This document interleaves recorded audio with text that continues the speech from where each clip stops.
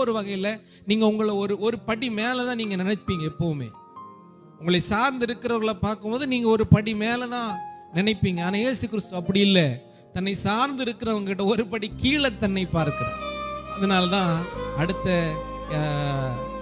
27வது வசனத்துல படிச்சீங்கன்னா, அப்படி இருந்து நான் உங்கள் நடுவில் பணிவிடைக்காரனை போல் அல்லவோ இருக்கிறேன் அப்படின்னு. ஒரு 10 பேர் நம்ம நிக்கிறோம். மனசாட்சிப்படி யோசிங்க. அந்த 10 பேர்ல நான் உயர்ந்து நிற்கிறதானே நான் யோசிப்பேன்.